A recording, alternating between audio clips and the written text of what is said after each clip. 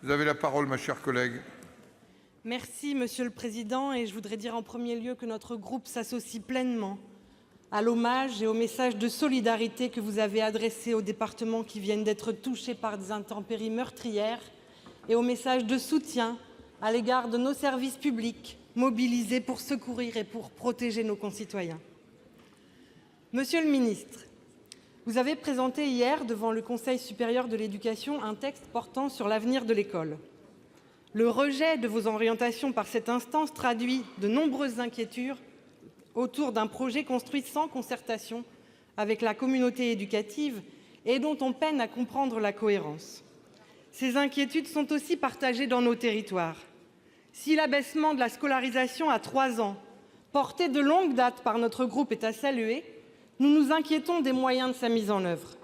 Les communes participeront en effet au financement de cette mesure, y compris dans les écoles maternelles privées, et vos annonces concernant la création d'un fonds de compensation n'écartent pas les craintes de nombreux maires quant à la prise en charge de ces dépenses supplémentaires sur le long terme.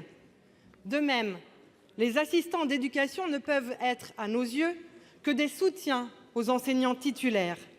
Leur permettre d'exercer des fonctions d'enseignement pourrait accroître les inégalités territoriales, ceux-ci remplaçant des enseignants de plein exercice dans les territoires ruraux ou les quartiers populaires, où les problématiques de recrutement sont les plus importantes.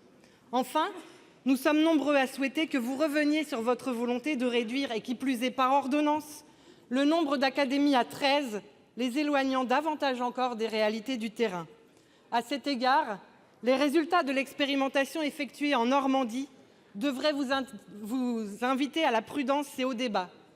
Monsieur le ministre, comptez-vous tenir compte de ces inquiétudes et de bien d'autres qui ont émergé ces derniers jours au sein de la communauté éducative?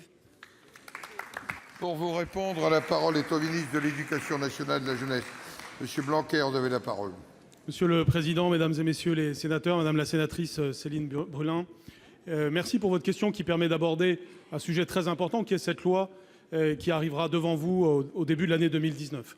J'en profite pour dire que j'ai souvent entendu les sénateurs et sénatrices demander que des débats aient lieu sur les sujets de fond de l'éducation. Nous en avons eu certains, mais évidemment, une loi en offre particulièrement l'occasion. La mesure de scolarisation à 3 ans n'est pas quelque chose qui arrive de façon inopinée. Elle a été annoncée par le Président de la République il y a plusieurs mois, à l'occasion des assises de la maternelle. Son inspiration se situe dans la grande ligne de l'histoire de la République. On ne change pas l'âge de la scolarité obligatoire tous les jours. C'est la 3e fois que cela arrive. Et cela place la France en situation d'être le pays au monde qui place la scolarité obligatoire le plus tôt, l'instruction obligatoire. Cette évolution est évidemment quelque chose qui devrait tous nous rassembler. Et vous avez dit que vous-même, votre groupe, le proposait dans des programmes précédents. Il faudrait se demander pourquoi les majorités ou les partis, jusqu'à présent, ne l'ont pas fait, alors que c'est une idée qui est là depuis 15 ans. Précisément parce qu'il y a quelques obstacles. Mais ces petits obstacles ne sont rien par rapport à l'objectif social, je dis bien social, fondamental qu'il y a derrière cette mesure, qui va permettre de scolariser 20 000 élèves de plus chaque année. Et nous savons que pendant cette période de la vie, de 3 à 6 ans, eh bien, c'est le moment clé pour pouvoir jouer contre les inégalités sociales, et notamment les inégalités contre le langage. C'est donc une mesure sociale que vous devriez soutenir, et les mesures techniques qui l'accompagneront seront prises. Bien entendu, nous respecterons la Constitution, et il y aura donc des compensations pour les communes. Et vous savez, Jules Ferry, quand il a installé l'instruction obligatoire, il a eu aussi de nombreuses oppositions par le fait parce que c'était une obligation qu'il installait pour les communes. Mais quelle belle obligation c'était! Et c'est donc ensemble que l'on doit travailler sur cette obligation, travailler sur la compensation qui aura bien lieu. Et je pense qu'il est dommage de cultiver des inquiétudes dès le début, alors que ce qui se présente sur ce sujet comme sur les autres que vous avez évoqués, c'est évidemment un très grand progrès démocratique. Et nous aurons largement l'occasion d'en débattre, ce dont je me réjouis.